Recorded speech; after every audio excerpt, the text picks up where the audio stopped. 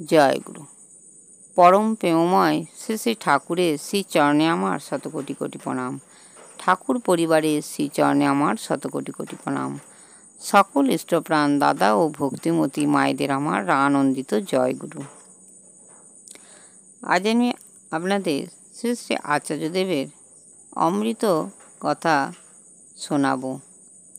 একটি 3 বছরের বাচ্চা নিঃস্বার্থভাবে কিভাবে ঠাকুরকে ভালোবাসতে হয় তা বুঝিয়ে দিলেন। শ্রী শ্রী আচার্যদেবের কাছে একটি বছর 3 বাচ্চা ছেলে তার মায়ের সাথে এসেছে আচার্যদেবকে প্রণাম করতে। মা যখন আচার্যদেবকে প্রণাম করছে, সেই অবসরে ছেলেটি আচার্যদেবের নাটমণ্ডপে প্রবেশ করে, একেবারে আচার্যদেবের কাছাকাছি চলে গিয়েছে। উপস্থিত সেবকেরা তৎপর হয়ে ওঠেন ছেলেটির গতিরোধ করার জন্যে। আচার্যদেব তাদের থামান। বাচ্চা ছেলেটি তার কাছে উপস্থিত হলে তিনি তাকে বলেন, তুই আমায় কিছু দিবি? বাচ্চাটি সাথে সাথে তার প্যান্টের ডান দিকের পকেটে হাত ঢুকিয়ে এক মুঠো লজেন্স বের করে আচার্যদেবের দিকে এগিয়ে দেয়। আচার্যদেব 2 হাত পেতে ভক্তি ভরে সেই লজেন্স গ্রহণ করেন। তিনি পুনরায় বাচ্চাটিকে বলেন, তোর কাছে আর লজেন্স আছে?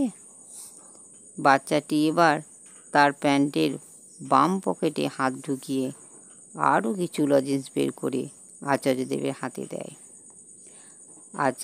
আচার্যদেব আবারও বাচ্চাটিকে বলেন, তোর কাছে আর আছে?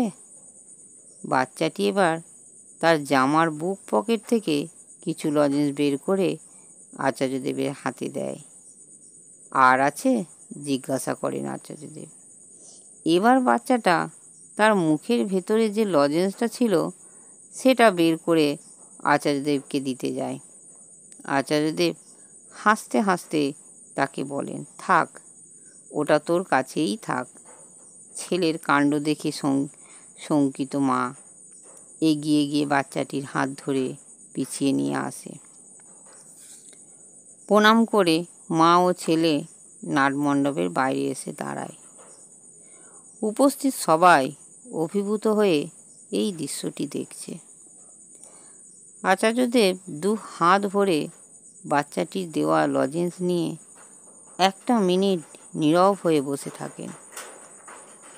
তারপর পরম ভক্তি ভরে সমস্ত লজেন্স পূর্ণ করযুগল কপালে ঠেকিয়ে লজেন্সগুলো পরম যত্নে পাশে রেখে দেন। সমগ্র নাটমণ্ডপ স্তব্ধ। নীরবতা ভেঙে আচার্যদেব বলে ওঠেন, এই বাচ্চাটা আজ আমাদের একটা অত্যন্ত মূল্যবান শিক্ষা দিয়ে গেল। ঠাকুরকে ভালোবাসতে হয় এইভাবেই, নিজেদের সমস্ত কিছু উজাড় করে দিয়ে। যে উজাড় করে দেওয়ার মধ্যে কোনো সংশয় নেই, দ্বিধা নেই, কোনো প্রত্যাশা নেই, আছে শুধু এক অন্তহীন ভালোবাসা। ও আমাদের আজ অপ্রত্যাশী ভালোবাসার শিক্ষা দিয়ে গেল। তাই তো শ্রী শ্রী আচার্যদেব প্রতিদিনই বলছেন, ঠাকুর আমাকে ভালোবাসেন কি না এটা আমার কাছে প্রশ্ন নয়, আমি ঠাকুরকে ভালোবাসি কি না এটা আমার বিবেচ্য। তিনি আমায় ভালোবাসুন বা না বাসুন, আমি আমার সমস্ত উজাড় করে দিয়ে তাকে ভালোবেসে যাব। যখন থেকে ঠাকুরকে আমার জীবনের চালক রূপে গ্রহণ করেছি দীক্ষার মধ্য দিয়ে, তখন থেকেই তিনি প্রতিক্ষণ প্রতিটা মুহূর্ত আমার সাথেই আছেন। কিন্তু ভেবে দেখতে হয়, আমি কি আমার জীবনের প্রতিটা মুহূর্ত তার সাথে আছি? ভিডিওটি এখানেই শেষ করছি। ভিডিওটি ভালো লাগলে একটি সাবস্ক্রাইব করে, লাইক, কমেন্ট ও শেয়ার করে আমাকে পরের ভিডিওটি করতে উৎসাহিত করবেন। পরম পিতার আতুল চরণে আমার প্রার্থনা, সবাই ভালো থাকবেন, সুস্থ থাকবেন, পরম পিতাকে মাথায় নিয়ে আনন্দে থাকবেন। জয় গুরু।